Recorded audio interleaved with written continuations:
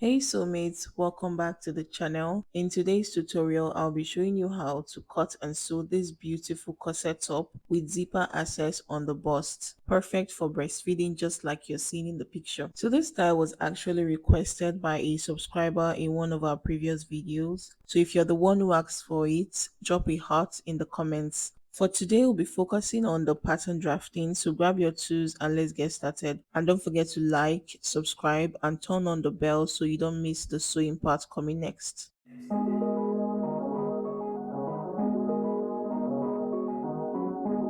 So to begin, I have my pattern paper, my curve ruler, straight ruler, marker and pen, and pattern scissors. I'll be using two pattern paper, one for the front and one for the back to draft the corset top. So we are starting with the front pattern first, then I'll move on to the back. So first I wrote a straight line on the top of my pattern, which is serving as my starting line as well as the shoulder line.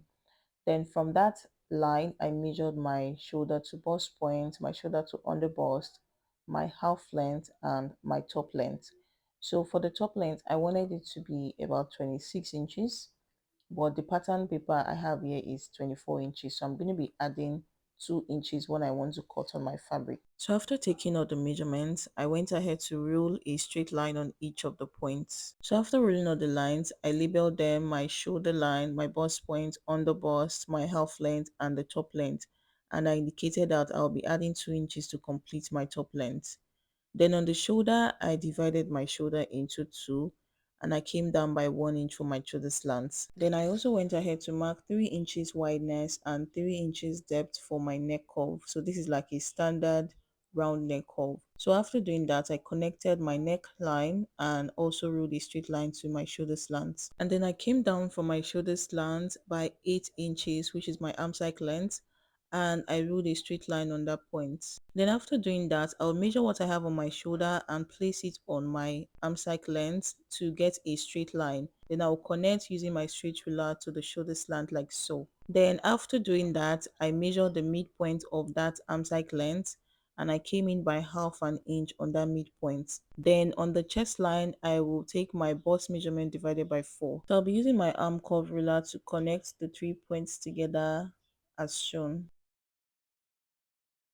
So guys, the next thing I'm going to do now is to measure my bust span, which is the nipple to nipple, and it is 7.5. I divided it by 2 and I started measuring from my bust point and I will mark the points to my top length.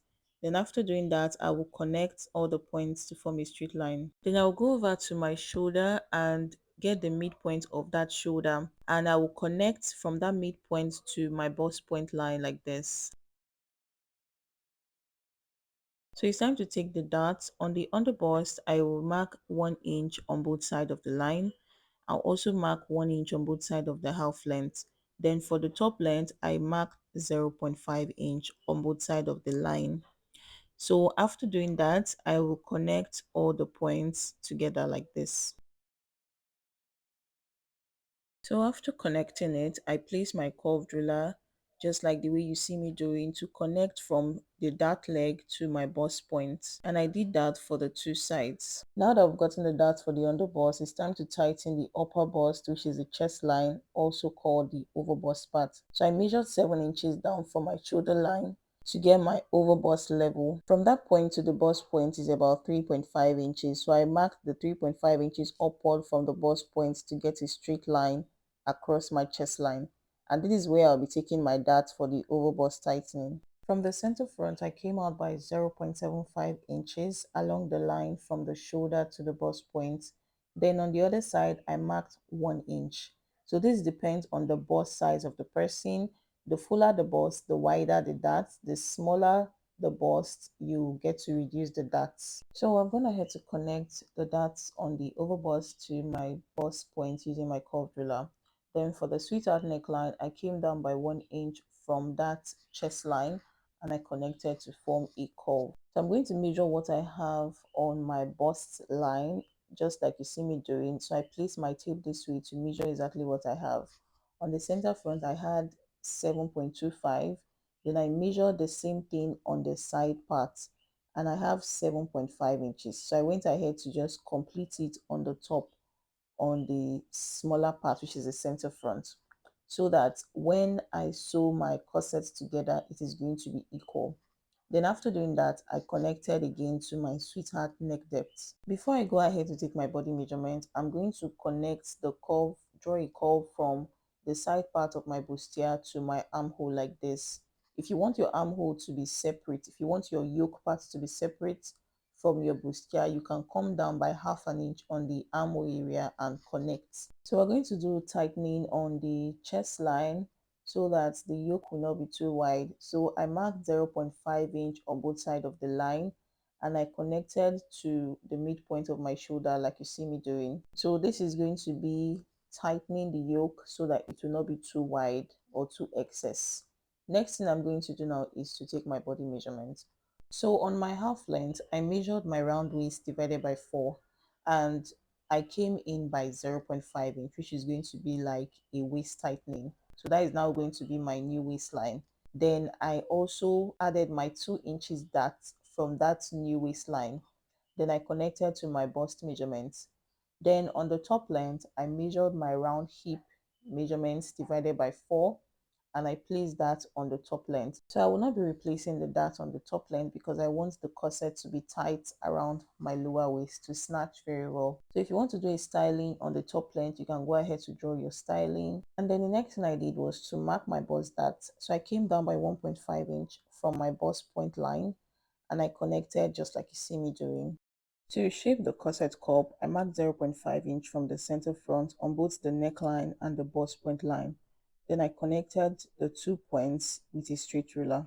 And then from that point, I used my curve ruler to connect down to the underbust like so. After that, I measured the curved side of the cup and placed the same length on the other side. Then I added 1 inch for extra space, or you can simply just go in by 1 inch from the side part of your measurements to get a fuller cup.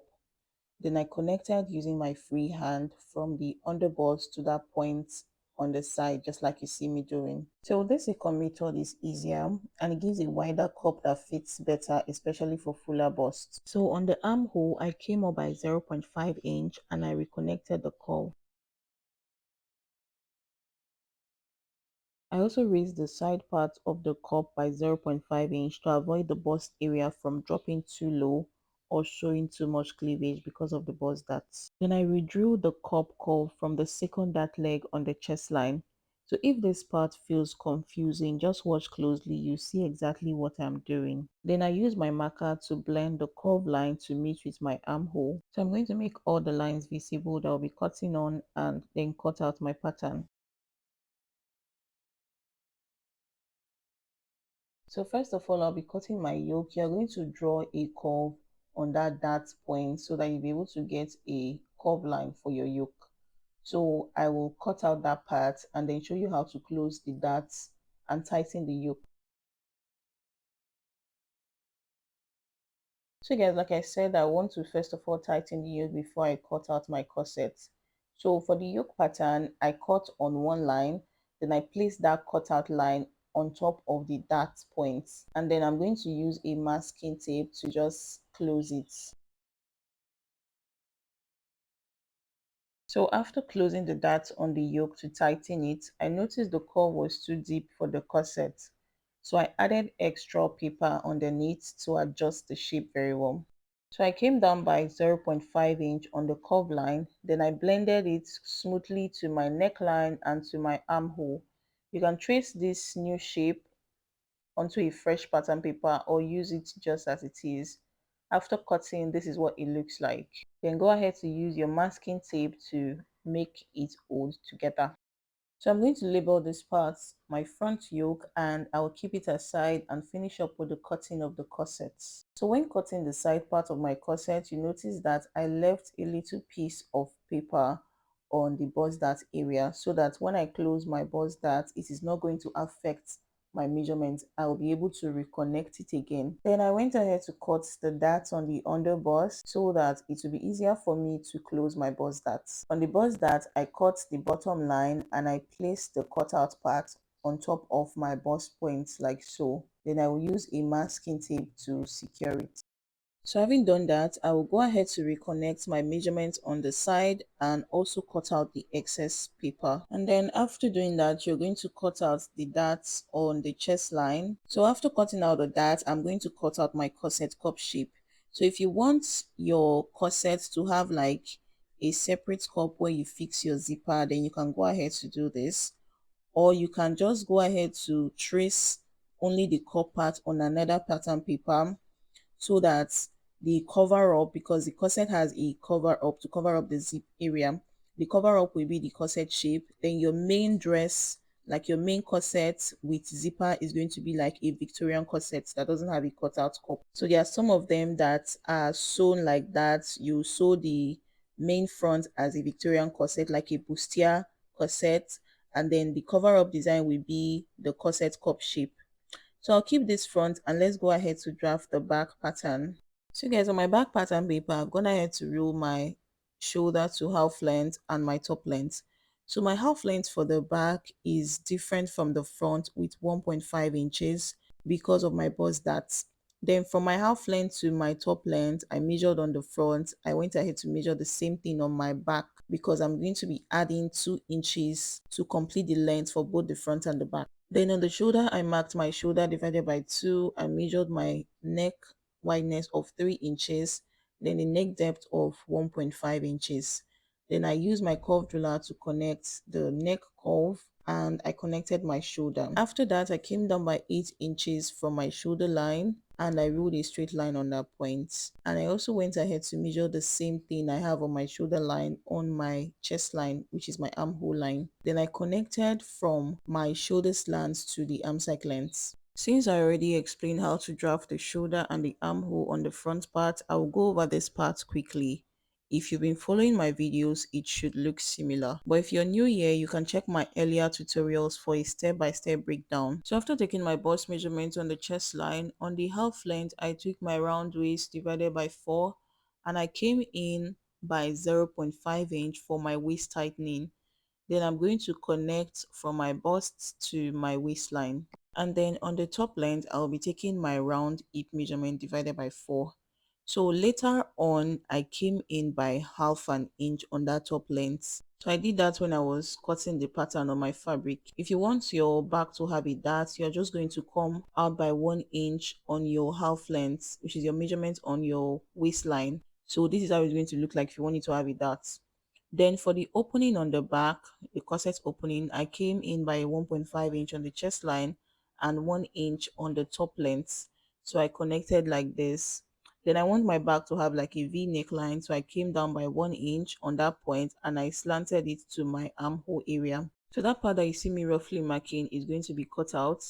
And then I don't want my corset to have a dart on the back. So I am not going to use that other line. So I had to make the first line I measured visible so you can see the one I'll be cutting on. So to get my back yoke, I just want to play around with the style of yoke I want to do.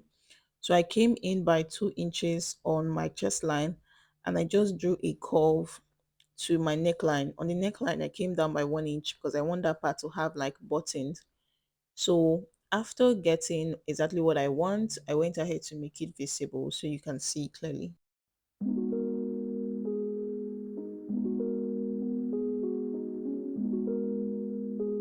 So before I go ahead to cut, I brought the side part of the front to align with the side part of the back to make sure that the side part is equal. You know, I came up by half an inch on my armhole at the front, so I wanted the side part to be equal with the back. But after measuring it, it was actually equal. So now I labeled my pattern for the back pattern and I'm going ahead to cut it out now. So after cutting out my back pattern, I will show you how to place the pattern on your fabric to cut. So right here, I placed my pattern on my fabric and I want the main bodies to be a plain color. So I placed my pattern for the bust area. I used 0.75 on the bust parts. Then I added half an inch on the other side. So the reason for using 0.75 is because of the zipper, to have enough allowance for the zipper. For the Ankara part, which is going to serve in as my cover, I used half an inch all around it. Then I notched the part I'll be sewing on. I notched the seam line that'll be going together, and I notched the top parts. And then for the bodice, I used 1 inch on the side, and I completed my length with the 2 inches. Note that my fabric is on fold. Then I also used half an inch on the other side. So the only part I added sewing allowance of 1 inch was the side part of the front. So guys, for the back parts, like I said, on the top length, I had to go in by half an inch instead of just using my normal round hip divided by 4, because there is no dart on this back area. I needed to still tighten the top length. Then after cutting on my fabric, I used 1 inch on the side for sewing allowance, and I completed the length with 2 inches. And after that, I used half inch on top. I did not add any allowance on the opening parts. So I've gone ahead to iron interfacing on all the pieces, and this is what it looks like. And that's it for the cutting part. In the next video, I'll be showing you how to sew it step by step. So stay tuned. Don't forget to like, subscribe, and turn on the bell so you will not miss it. Thank you guys for watching. See you in the next one.